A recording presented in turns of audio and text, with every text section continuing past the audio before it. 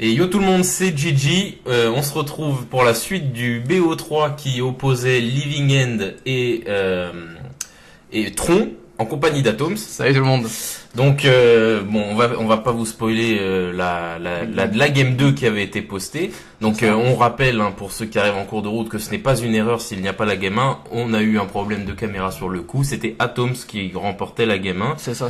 Donc avec plus de chances que de réelle capacité, puisqu'en fait tu es contre un deck qui te recte totalement. Totalement. Donc comme on le disait dans la game d'avant, hein, bien sûr pour ceux qui arrivent en cours de route. Donc là c'est un tronc complètement différent de ce qu'on peut voir en moderne actuellement. Voilà, c'est ça. Donc c'est un tronc mono bleu contrôle, ouais. autant pour moi, qui du coup il va plus gérer jusqu'à toucher son kill qui est souvent l'esclavagiste. Donc l'esclavagiste, c'est en gros il te fait surend. Non, il fait juste tu vas t'engager. Est-ce que t'as pas le droit de faire surend? Non, il peut pas te faire surend, mais ce qu'il peut faire c'est genre t'engager tous tes manas pour ton prochain tour. Ok, ah ouais, d'accord. Donc t'as juste tes créatures si t'en as, sachant que moi comme je joue un deck combo qui vous connaissez bien.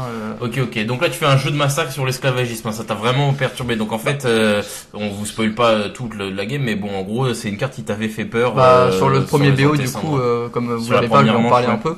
Donc sur la première manche, c'est ce qui m'a un peu gêné. J'ai quand même réussi à la gagner, mais ça m'avait pas mal gêné.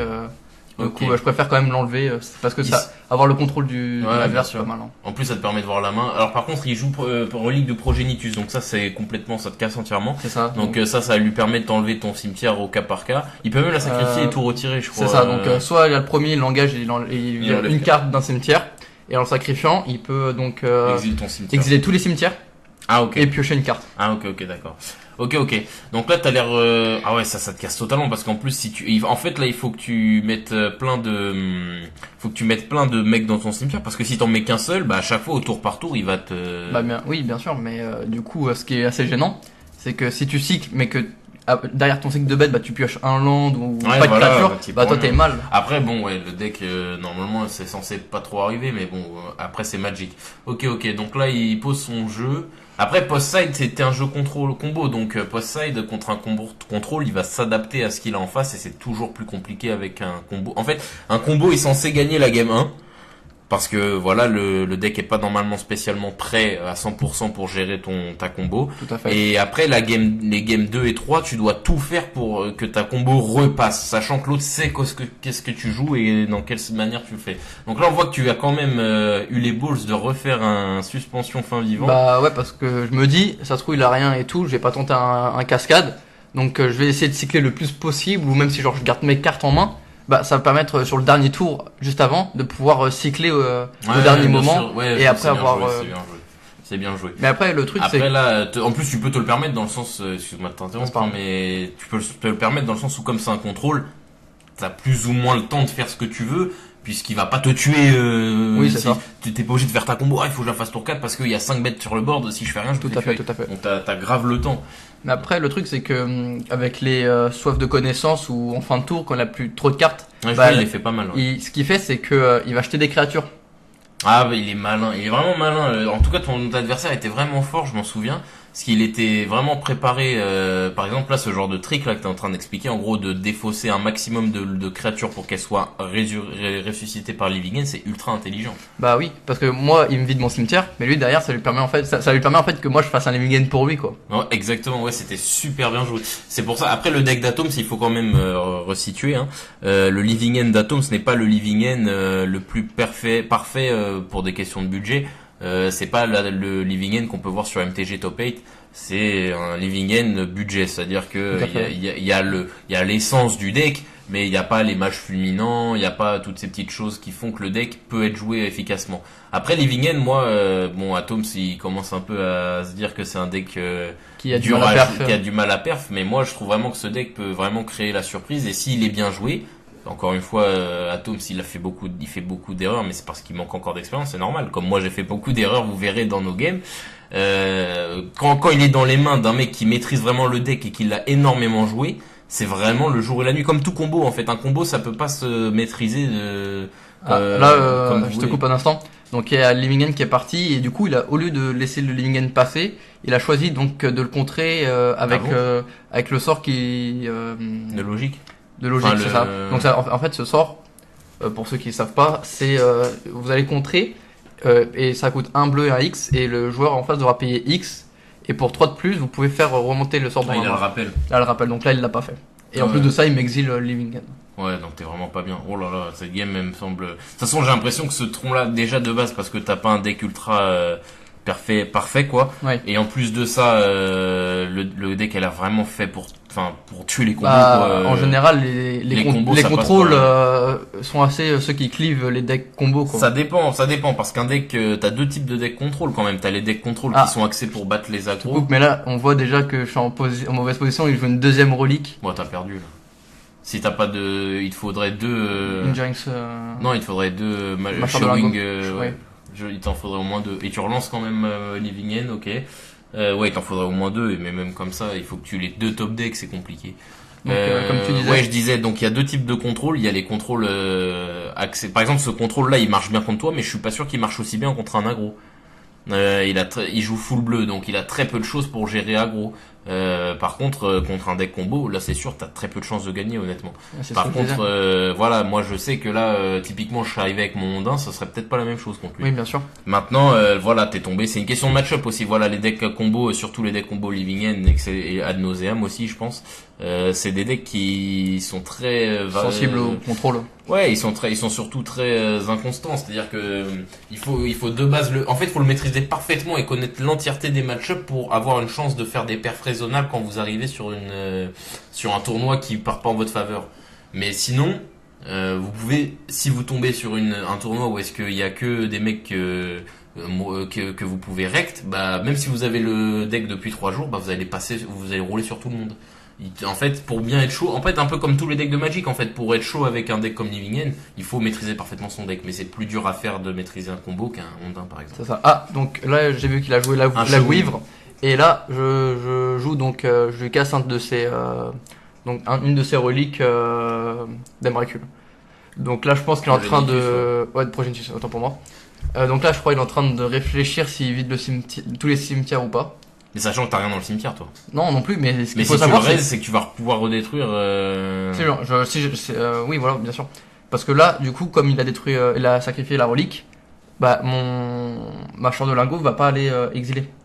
Ça sera après. Bah oui, c'est après, donc ça revient au même. Ça sert à rien ce qu'il fait là. Bah si, parce que quand tu le sacrifies, ça lui permet de piocher une carte. Donc il pioche une carte. Ah, autant le sacrifier. Ouais, non, je savais pas. Ah, c'est pas grave. Ok, C'est pas que je te dis du coup. Ouais, ok. Mais là, t'es pas bien parce que là, il a reposé encore sa guivre et là, il va te tarter à 6 et en fait, il tape à 12 en fait parce que tu perds 6 et en fait, il creuse un écart de 12 à chaque fois. C'est comme s'il tapait à 12 en fait. Sauf que tu meurs pas à 12, mais c'est presque sensiblement la même chose. Ouais, donc là, on sent que c'est quand même une lente agonie qui t'attend. Tout à fait.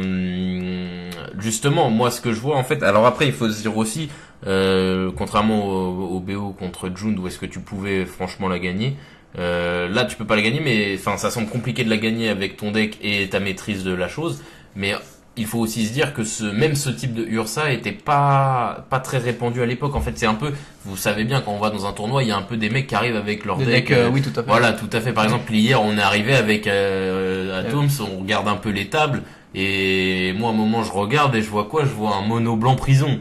Bon, alors un mono blanc prison, ça, c'est peut-être bien joué dans une contrée du sud des États-Unis, mais ici, moi, je savais pas que ça pouvait jouer. Même Boros Control. Ouais, il y avait un Boros Control. Ouais. Même ça, je pense pas que ça soit très joué. Alors après, j'ai regardé, moi, je passe beaucoup de temps sur MTG Top 8 et franchement, c'est pas des decks que je vois tous les jours. Alors là, je tente un Arcast, une architecte de la pensée. Ouais. Je sais ça juste pour Chumblock et oui, voilà, Regard 3. Pour pouvoir il va essayer de faire quelque chose, quoi, pour pouvoir essayer de tenir un peu, parce que. Il va te le contrer. Mais je pense, oui. Bah après, c'est ça le truc, c'est que là, ce tronc bleu que j'avais en face de moi, il avait très peu d'îles. Ça lui servait juste à. Les quelques îles qu'il avait, ça servait juste à faire les quelques sorts. Après, il jouait beaucoup d'artefacts et qui payait avec. C'est pour ça que c'est pas si bien que ça, parce qu'il avait pas tant d'îles que ça. Quand on regarde la game d'avant, bon, on vous spoil pas, mais. Enfin, de toute façon, ça a rien à vous spoiler. On vous a dit que Atoms gagne la première, ça veut dire qu'il a perdu celle qui arrive. C'est pas faux. Mais donc voilà, la game se finit là-dessus.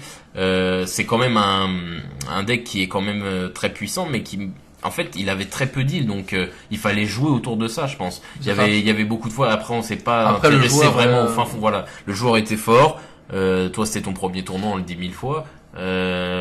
C'était normal que c'était legit qui gagne quelque part. Ouais, je pense aussi. Moi, c'était Match favorable pour lui. match un meilleur favorable, joueur. meilleur joueur, c'est legit qui gagne au bout d'un moment. C'est pour ça que Magic, ça, malgré la variance que le deck, que le jeu gère, il y a un moment, il faut être legit aussi. Il y a des sorties, mais il y a aussi la mastery Oui, voilà, tout à fait, du tout à jeu, fait. tout simplement.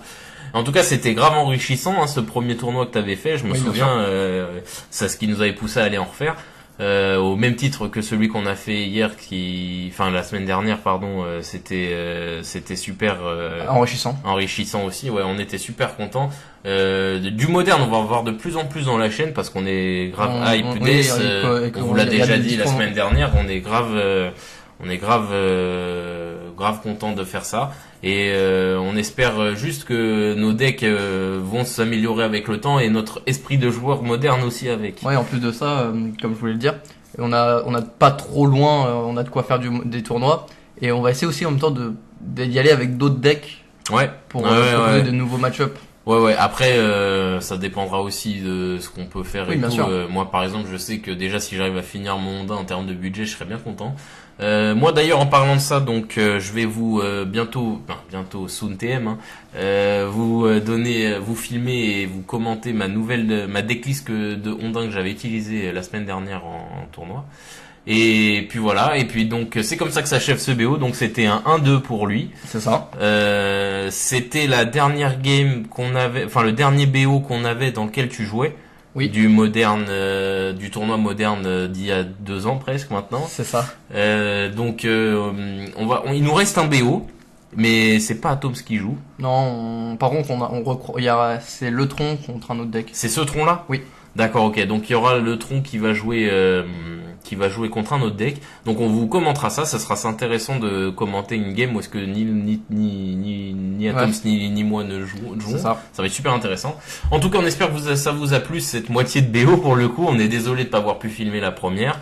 Et puis Atoms, a quelque chose d'autre à dire? Toujours, vous abonner à la page, liker la vidéo et vous abonner à la chaîne. Ouais, bien sûr, ouais.